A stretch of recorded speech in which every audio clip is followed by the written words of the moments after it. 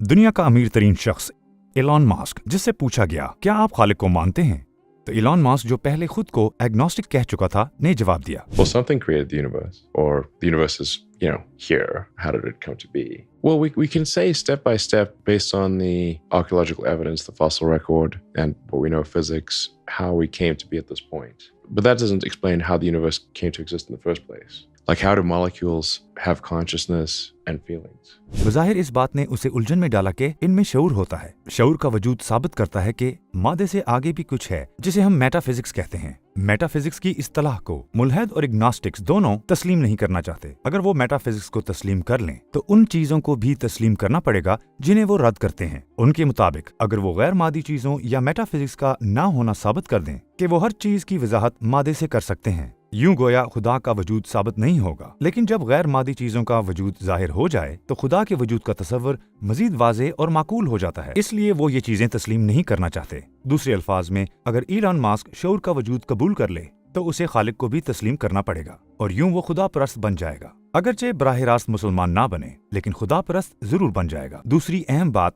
जो उसने की वो ये है, How went from a bunch of hydrogen gas to complex molecules, and then an assemblage of complex molecules like ourselves that can feel and talk and think. So, I mean, just if you leave hydrogen out long enough, it starts talking to itself, basically, is what happened here. So where along that path from a bunch of hydrogen molecules to humans, where did consciousness start? मुख्तसरन वो कहता है गैर शऊरी atoms के molecules कैसे यकजा होते हैं और हम जैसे बाशऊर इंसानों की तख्लीक करते हैं। इंसानी तारीख में इस अमल का आगाज कब हुआ, ये शऊर हमें कब दिया गया। जिंदगी के आगाज के लिए हमारे पास दो सूरतें हैं। पहली खालिक का होना, जिसने मादे के बगैर अपनी लामहदूद कुदरत से कायनात और हमें अदम से वजूद दिया। दूसरी सूरत, हर शय की तख्लीक की बुनियाद वही मादा है। क्योंकि कायनात और हमारा वजूद नहीं था, लिहाजा मादे ने हमें और कायनात को तख्लीक किया। लेकिन एक मिनट ठहरें, मादा भी तो मौजूद नहीं था, फिर मादे ने कायनात को अदम से वजूद कैसे दिया जबकि वो मौजूद ही नहीं था। उसका भी तो वजूद नहीं था ना। नहीं,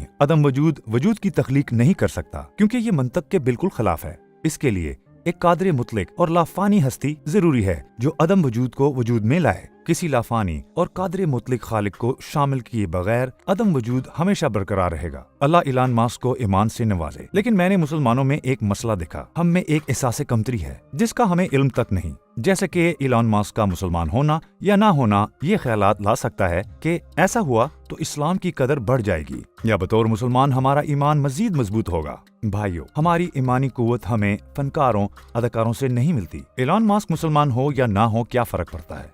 हम पहले से इस्लाम के हामिल हैं जिसकी कई वजूहात हैं। कुरान के मोज़े, खुदाई वजूद के वाज़े सबूत देख लो, ये सबूत हर जानिब हैं जो खुदा के वजूद का ऐलान कर रहे हैं। मेरे ईमान में इजाफा इसके कबूल इस्लाम का मुहताज नहीं है। मुझे ऐसे शख्स में क्या दिलचस्पी जो चमकती धूप में हाथ में चिराग लिए गली से गुजर रहा हो, या इसके बरअक्स अगर वो इस्लाम कबूल ना करे या इस्लाम के खिलाफ बात करे तो मेरी कदर घटनी नहीं चाहिए। मैं उसकी वजह से अपने दीन पर कायम नहीं था। मसलन ऐसी खबरें भी आती थीं कि मेल गिब्सन ने इस्लाम कबूल कर लिया। माशाल्लाह भाइयों, माशाल्लाह, इस्लाम फैल रहा है। ये खुद से बनाई खबरें हर जगह थीं। बाद में मालूम हुआ ये सच नहीं था। और फिर मायूसी, मेल गिब्सन से मुझे क्या लेना, मैं उसकी वजह से अपने ईमान पर कायम नहीं हूँ। बतौर मुसलमान हम आम लोग नहीं हैं। आम लोग सवाल किए बगैर प्रोफेसर की बातें मान लेते हैं, जबकि वही लोग एक दुकान वाले की बात नहीं सुनेंगे, ख्वाह वो सच ही क्यों ना हो। ताहम जो लोग सच की तलाश में हैं, ख्वाह वो कोई दुकानदार हो या जाहिल जमादार, अगर कही गई बात सच हो तो वो तस्लीम करेंगे। हमें अपने दीन की फिक्र करनी चाहिए, अपने अपने ईमान की। ऐसे वाकयात से खुशी हो सकती है, ठीक है, मगर ये अहम नहीं है। अल्लाह एलन मस्क को ईमान से नवाजे। उसकी जिंदगी खला में जीने का फार्मूला पाने से पहले खत्म हो जाएगी। अगर उसने ये फार्मूला तलाश कर लिया तब भी साइंसी लिहाज से हम जानते हैं कि इस दुनिया और खला का एक इख्तिताम है। आखिरी बात, जैसे शऊर है, खालिक है, तो ये शऊर मौत के बाद हमें फना क्यों कर देगा। अगर मौत का मतलब फना है, अदम है, तो हर तरफ इतना वजूद क्यों है। हाल अगर एलन मस्क ये वीडियो देख रहा हो तो मैं उसे खला बल्कि इससे भी आगे जन्नत की तलाश का मशवरा देता हूँ। अस्सलाम वालेकुम वरहमतुल्लाहि वबरकातुहू।